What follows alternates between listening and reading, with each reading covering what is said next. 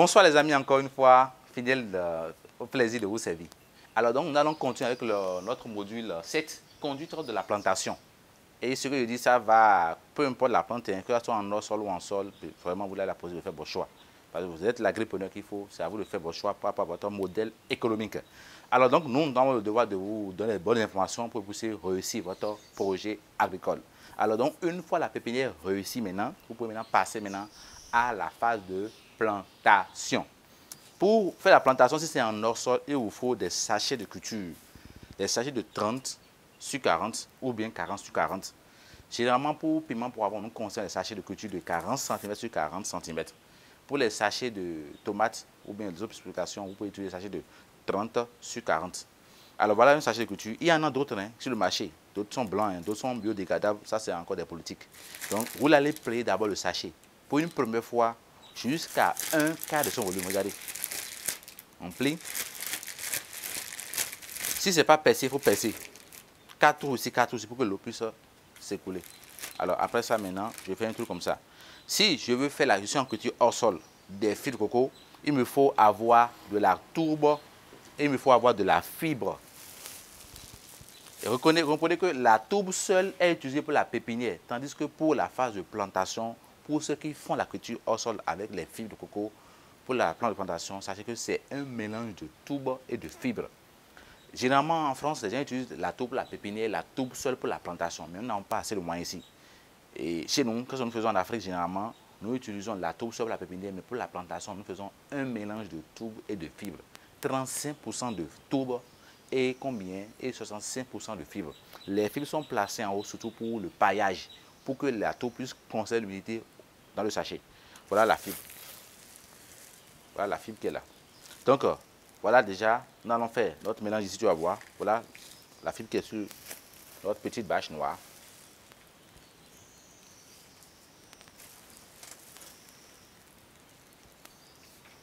Voyez-vous, donc je fais quoi? Je mets la tourbe sur ça. Je fais le mélange. Je fais le mélange.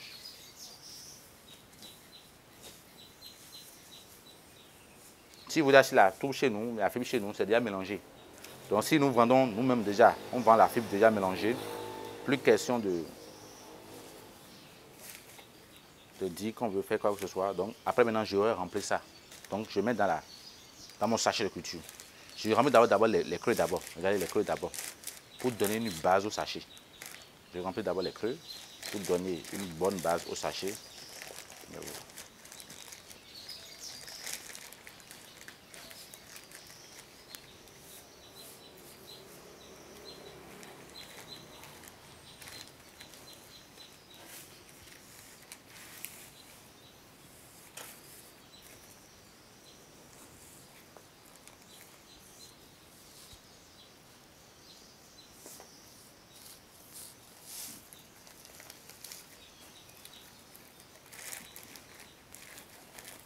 Eh bien, c'est bien rempli. Voyez, vous regardez bien. J'ai ici dans le sachet là un substrat de quoi? De fibres de tourbe. Seul, c'est neutre et net. Ça ne garantit pas forcément une production biologique ou bien écologique. Ça dépend de ce que tu mettras dedans comme fertilisant et que tu vas utiliser comme produit d'entretien. Alors donc du coup, voilà, c'est neutre et net. Maintenant, comme je fais le repiquage là, je descends dans mon sachet de mon sac de fibres. Je vais maintenant aller chercher ma plante. Si c'est des plaques alvéolées, comment on refait le transplantation? Il faut juste soulever la plante, mettez votre doigt ici et la plante sort, vous récupérez la plante. Donc on soulève la plante qui a déjà poussé, après 21 ça a déjà poussé. On sort ça, on met la main ici, ça sort et on enlève. Si c'est les bacs jaunes comme ça, c'est encore plus simple.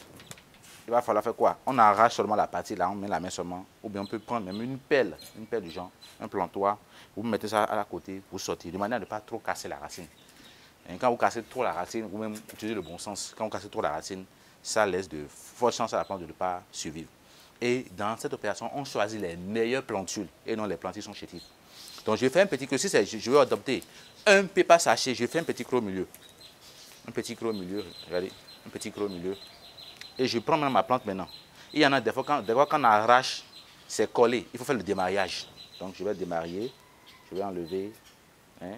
Et on fait le piquage tôt le matin ou à un moment de la journée où il y a l'humidité. Ce n'est pas bon de repiquer en plein soleil, c'est pas bien. C'est pas un bon signe. Donc je mets ma plante ici comme ça. Ceux-là, je les mets de côté. Et j'ai ainsi repiqué cette plante. Après, juste après avoir fait ça, je mets dedans 1 litre d'eau pour rendre humide vraiment le milieu. Donc, juste après le piquage, il faut irriguer toute la plantation à raison de 1 litre d'eau par sachet de culture. Comme ça, la plante sera à l'aise. Elle a de fortes chances de réussir. Alors, il y en a qui préfèrent aussi faire 2 pieds par sachet. Et pour le faire, inutile de mettre la plante au milieu. Il faut mettre la plante maintenant à l'extrême. Pour si vous voulez avoir 2 pieds par sachet, il faut mettre la plante à l'extrême et non au milieu. Donc, il faut mettre la plante à l'extrême de chaque côté. Alors, nous allons faire ce qu'on appelle le piquage. Une fois le piquage effectué maintenant là, si vous êtes en culture au sol sous serre, vous devez maintenant faire quoi? Vous devez maintenant construire votre serre. Après avoir construit la construction de serre, il faut maintenant dresser le sol. Vous devez dresser le sol. Après avoir dressé le sol, vous allez faire quoi maintenant? Vous allez essayer maintenant de poser les charges de culture. Pour les légumes fruits, notamment les tomates, tout ce qui est légumes fruits, sauf le piment, le poivron, l'écartement sur la même ligne, c'est 30 cm d'écartement. Donc vous les posez dans votre sol déjà dressé. Si c'est en hors sol, vous allez dresser le sol d'abord. Après, vous mettez une bâche noire au sol, une bâche noire comme ça, un sachet noir comme ça. Vous allez taler au sol et après, vous posez le sachet culture sur ça. L'intervalle sur la même ligne, c'est 30 cm jusqu'à finir. Si je mets ça là ici maintenant, pour l'avoir un autre ici, c'est 30 cm jusqu'à finir la ligne. Maintenant, si c'est les tomates, si c'est le piment, le poivron, l'intervalle c'est 50 cm parce qu'eux, ils ont beaucoup besoin de l'aération pour pouvoir bien se développer.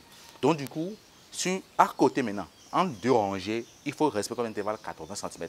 Donc, sur la ligne 30 cm et en rangée 80 cm pour les légumes fruits, mais pas pour les petits piments et les poivrons. Eux, sur la ligne, c'est 50 cm et à côté, il faut laisser aussi 80 cm. Voilà ce qu'il en est pour le repiquage. Une fois le repiquage effectué maintenant, il va falloir aussi faire le suivi de la plantation, c'est-à-dire lui donner à boire, lui donner à manger et faire son entretien. Généralement en hors-sol, pour ceux qui font du hors-sol, de semi-biologique, nous utilisons des engrais synthétiques, mais qui sont un peu différents des engrais que les gens vendent sur le marché. En hors-sol, si tu fais la culture hors-sol avec les fils de coco ou bien avec les substrats organiques en général, il te faut utiliser pour la première semaine, pour le terme d'engrais, du MAP. C'est quoi le MAP? C'est un engrais monoammoniaque phosphaté. Quel est son rôle? Ça va aider la plante à bien s'enraciner. Le MAP va aider la plante à bien s'enraciner. Les racines vont aller en profondeur, vont se mélanger, sera bien développée. Tout, on l'utilise juste pour les 7 premiers jours, juste la première semaine, semaine 1, 7 jours. MAP, c'est 16 grammes par plante par jour. Donc pendant les 7 premiers jours, vous l'utilisez. Après ça, dans la même semaine aussi, après le piquage aussi, il faut utiliser du NPK, 3 x 15. Ça peut être en engrais synthétique comme en engrais biologique. Peu importe, il y en a, ça vous de faire votre choix. Quand vous avez le NPK, ça va maintenir la croissance. La plante va grandir. NPK, ça va maintenir la croissance. Le N, l'azote, va faire que les feuilles sont bien vertes. Le P va donner la force à la plante et le K va essayer de la plante de résister et de bien grandir. Après ça, toujours la première semaine, il faut de la nitrate de calcium. Nitrate de calcium, 0,15 grammes par plant. NPK, c'est 0,20 grammes par plant. MAP, c'est 0,16 grammes par plant. C'est dans votre manuel que je vais envoyer là, par 52, 50, 56, 52, 53. Alors, donc du coup, le rôle du calcium, c'est quoi? Ça permettra à la plante d'avoir une bonne résistance, de faire assez de floraison. Donc, pour la première semaine, juste après le piquage, les 16 jours qui suivent là, il faut donner le MAP, NPK et nitrate de calcium. Mais attention, si vous mélangez les 3 engrais là ensemble, vous risquez d'ennuyer les ignons et ça sera de l'eau simple. Les engrais vont s'ennuyer, ça sera de l'eau simple. Je conseille souvent de faire la fertigation, si vous avez une simple d'irrigation goutte à goutte, de faire d'abord le matin, de faire l'association entre le MAP et le NPK le matin et le soir seulement, conduit seul le soir, la nitrate de calcium. Parce que si vous mélangez la nitrate de calcium avec les autres éléments, l'ion que la nitrate de calcium présente va ennuyer les autres éléments et vous allez penser que vous faites votre sol, mais c'est de l'eau simple. Évitez ça. Et vous allez voir les gens avoir les tomates comme ça et après le temps, ça donne des fruits et ce fruit a une cuve noire. C'est dû à une carence en calcium. Ils vont dire, mais j'utilise le calcium pourtant. Parce qu'à chaque fois, ils utilisent mal le calcium. Ils mélangent le calcium avec d'autres engrais et c'est les ignons. Et ça s'ennuie. D'où l'importance de se mettre pour contrôler la fertilité ou bien la solubilité de votre substrat. Donc, voilà la première semaine. Juste au niveau de la deuxième semaine, vous allez voir qu'au niveau de la fertilisation, on n'a que 2 engrais. Le NPK et la nitrate de calcium. Jusqu'à aller au 8e semaine. Même engrais. Vous mettez ces 2 engrais-là jusqu'à la fin du 8e semaine, après 2 mois. Déjà, au bout de 3-4 mois, vous avez déjà la floraison. Vous êtes en pleine floraison. Les fruits sont là abondamment sur les fruits. Donc, on maintient le NPK, le nitrate de calcium jusqu'à la fin du 8e semaine. Mais pendant ce temps, pour l'entretien, chaque semaine, il faut utiliser 2 différents produits. Semaine 1, il faut utiliser un insecticide et un fongicide. Utiliser un insecticide peut-être le lundi, après 48 heures, fongicide. Après encore 48 heures, insecticide. Pour la première semaine, 2 produits que je conseille, insecticide et fongicide pour la prévention. Deuxième semaine, il faut utiliser un acaricide pour lutter contre les acariens, un fongicide et un fongicide bactéricide. Donc peut-être le lundi maintenant, un acaricide pour renvoyer les acariens. Et après 48 heures, un fongicide pour lutter contre la maladie fongique. Et après 48 heures encore, un fongicide bactéricide, les produits à base de cuivre qu'on applique directement au niveau de la racine pour lutter contre les nématodes, les maladies qui seront dans le sol ou bien dans votre substrat. Même chose au niveau de la 3e semaine. Donc, 3e semaine, il va utiliser quoi encore? Insecticide et fongicide. Et après 4e semaine encore, acaricide, fongicide et fongicide bactéricide. On répète la même chose jusqu'à finir le truc là. Pendant ce temps, l'eau qu'on utilise, c'est quoi? Vous l'allez donner par jour, par plante. Pour la première semaine, 650 ml d'eau par plaque par jour. Voyez-vous, si tu as peut-être 1000 plantes, ça fait 650 ml d'eau fois 1000, ça fait 650 litres. Voyez-vous. Donc, tu dois avoir un tank qui va pouvoir donner à chaque plante 650 ml d'eau par jour pendant les 7 premiers jours. Et plus la plante grandit, plus son besoin en eau s'augmente. Alors, ouais, donc, de 1 semaine, ça monte à 800 ml d'eau. Si tu as 100 plantes, ça fait 80 litres. Si tu as 100 plantes, ça fait 65 litres. Donc, 3e semaine, ça monte à 1000 ml d'eau. Ça fait 1 litre d'eau par jour par plante. Donc, plus ça grandit, ça a besoin d'eau. Mais attention, avec 1000 ml, 1 litre d'eau par jour, soyez là. D'aucuns vont à 1,2 litres, 1200 ml d'eau par jour. C'est possible. Maintenant, quand la plante commence à faire les fruits, diminue l'eau. Sinon, il y aura ce qu'on appelle l'éclatement des fruits. Les fruits vont se fondre en deux. Voilà ce que je tenais à vous dire. Je vais vous montrer rapidement sur les engrais dont j'ai parlé. Voilà, ici, ça c'est la nitrate de calcium. Ça, c'est la nitrate de calcium. C'est un engrais synthétique et semi-bio. Ça, c'est du MAP. MAP. C'est du sel. Ici, ça, c'est du NPK. NPK 3x15. NPK 3x15. Et ça, c'est de la nitrate de potassium. Ces engrais sont disponibles et vous pouvez même l'acheter dans les boutiques en Chine, partout en Afrique. Mais comme le dit mon ami de la France, quand nous allons nous mettre aussi à chercher les engrais synthétiques, nous allons enrichir encore des fibres qui sont en Occident. Cherchons des voies et moyens pour avoir des engrais fertiles ici. Parce que ces engrais que nous utilisons là, ces engrais qui sont utilisés sont des engrais qui sont synthétiques, qui sont à la fois pas totalement biologiques. Donc, si vous le voulez, vous pouvez ne pas utiliser ces engrais aussi. Vous pouvez ne pas utiliser ces engrais là. Vous pouvez simplement utiliser l'eau du poisson et seulement l'arroser votre plante avec ça. Vous pouvez aussi utiliser un mélange. Au lieu de faire la fibre coco, vous pouvez mélanger, comme ici on a fait ici. Regardez, ici ce n'est pas la fibre.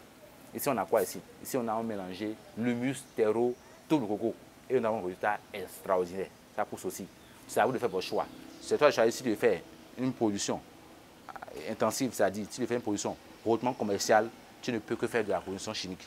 Si tu fais une production qui respecte l'environnement, tu vas faire une production purement écologique. Si tu fais une production qui va essayer de combler un peu le truc là, tu vas rester au milieu. Production mixte. C'est à chacun de faire son choix. Donc les engrais organiques, biologiques existent aussi réellement, mais ça coûte cher. Les engrais synthétiques aussi existent, mais là aussi il y en a plusieurs catégories. Nous allons montrer rapidement aussi d'autres possibilités de faire le piquage. Allons-y.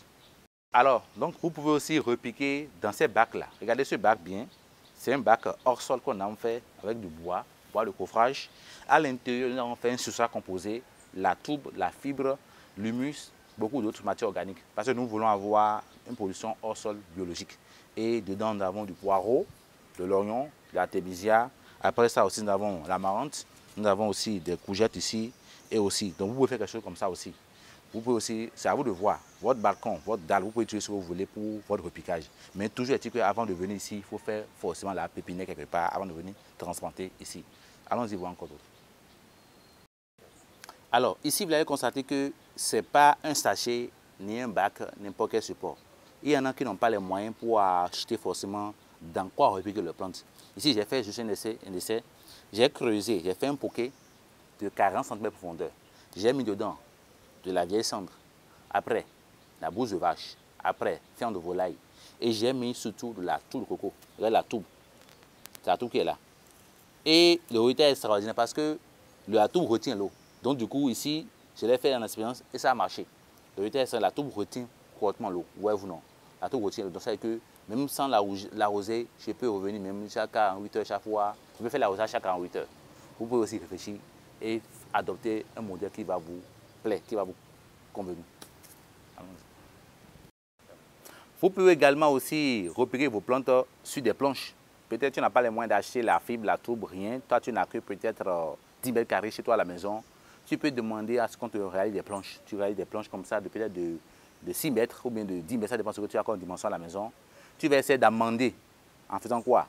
En apportant du terreau, de l'humus, de quoi, de la bouse de vache, tout ce que tu connais comme engrais organique, naturel, tu vois. Et tu vas repiquer. Ici, tu vois, nous on a juste repiqué ici de l'artémisia, ici naturellement produit et ça pousse très bien. Tu vois l'artémisia qui pousse ici, non? Le sol est noir, la carbone est là, ouais, on a amendé le sol et le résultat est extraordinaire. C'est à toi de faire ton choix. Tout pour ton plaisir. Allons-y. N'oubliez pas, on avait parlé des légumineuses pour apporter l'azote au sol. L'arachide ne fait pas des légumineuses. Ici, par exemple, les planches qu'on a réalisées, on a mis du temps à repiquer sur ces planches parce que sur ces planches-là, le sol est tellement pauvre. On a amendé, mais il fallait aussi vraiment trouver des moyens pour redonner vie au sol. Donc, on a mis les arachides ici qui vraiment n'ont pas démérité, qui poussent correctement. L'arachide que vous voyez là va ramener de l'azote naturellement au sol. Donc vous pouvez aussi peut-être, avant d'exploiter un site, vous pouvez peut-être patienter pendant au moins 2, 3 mois, 4 mois pour amender, pour redonner vie au sol avant de lancer votre production. Si vous voulez une production totalement biologique, totalement écologique. Si vous n'êtes pas dans ce cas, vous êtes libre de choisir les engrais synthétiques. Voilà ici les piments qu'on a mis au sol. C'est un sol qui a été amendé, traité et on a enrichi le sol. Ces plants de piments que vous voyez là, chaque plante nous a donné jusqu'à 25 kg. Et ça, que du donner. Ça donne, c'est la variété Bataza, ça donne assez, regardez. Et c'est sur à peine peut-être 3 mètres carrés, ça veut dire c'est 3 mètres de longueur et 1 mètre de largeur. Vous pouvez aussi faire la même chose. Donc, vous pouvez repiquer dans vos pépinières dans n'importe quelle destination. Ça peut être dans le sol, dans du hors-sol, dans ce que vous voulez. Alors, donc, regardez, ici, même chose comme là-bas, on a préféré repiquer, pas dans des sachets de culture, mais au sol. Voyez-vous, on a amendé le sol, comme je l'ai dit, les fruits sont déjà là. Ici, nous n'avons pas utilisé du MAP, NPK et autres là, on a juste utilisé l'engrais organique et on a eu un bon résultat aussi. Le fruit est déjà là, regardez bien. Alors, donc la question que nous posons ici, c'est que le problème c'est qu'il faut chaque fois venir arroser, contrôler l'état de la plante. Au moins, il faut trouver au moins 1 heure par jour pour venir voir si la plante se porte bien. Ça qui manque, c'était à certains ouvriers agricoles, mais techniciens agricoles. Ils n'ont pas un cahier de charge, un cahier de suivi. Il faut venir voir chaque jour comment la plante se porte, comment traiter, comment agir sur des paramètres pour que vraiment les choses marchent bien. Les gens n'arrivent pas à le faire, ce qui est un danger. Maintenant, vous pouvez peut-être, si vous avez que votre ouvrier n'arrive pas à bien sûr, vous pouvez utiliser les sachets Mush. Ces sachets Mush que vous voyez là, vous allez voir dans mes vidéos que j'ai fait sur ma chaîne Franck 24 TV, beaucoup de sachets Mush qu'on a utilisés. Ces sachets Mush là conservent l'humidité au sol. On peut, après avoir réalisé la planche, étaler ces sachets Mush là sur ça, voyez-vous, et mettre le système d'irrigation goutte à goutte en bas avant de poser le sachet sur ça. Du coup, le sachet sera uniquement sur les endroits où on aura à percer et à mettre la plante. C'est aussi une belle idée. Ok, il aura un module à part sur le montage du système d'irrigation goutte à goutte, mais avant, comprenez que pour ceux qui ont peut-être 20 hectares, 10 hectares, on ne peut pas arroser avec la main. Donc, je vous conseille de faire recours à des bandes d'irrigation goutte à goutte. Voilà, ça c'est un goutteur qu'il va falloir placer, qui va essayer d'arroser chaque ligne. Voyez-vous, ça c'est la bande d'irrigation goutte à goutte. Le rouleau, c'est 1600 mètres. C'est à 150 000 francs ici au Bénin. En Chine, c'est moins que ça, c'est moins cher. Hein, vous pouvez commander depuis la Chine. N'ayez pas peur, hein, rien n'est sorcier. Vous pouvez vous rentrer sur Internet et avoir les choses. Voyez-vous, ça c'est une bande qui nous plante dedans. On ferme et après, on peut contrôler la sortie et l'entrée de l'eau. À la fin de cette bande, nous avons des bouchons de lit. Des bouchons de lit. Voyez-vous, pour crocher. Donc, qu'est-ce qu'on fait? On essaie d'étaler la bande tout droit. Et sur cette bande passe maintenant sur les sachets de culture. Ça passe sur les sachets de culture. Les sachets ici, voilà un sachet au sol. Sachet biodégradable blanc. On pose maintenant les bandes sur ça. Les bandes sont déjà perforées, les trous sont déjà sur ça.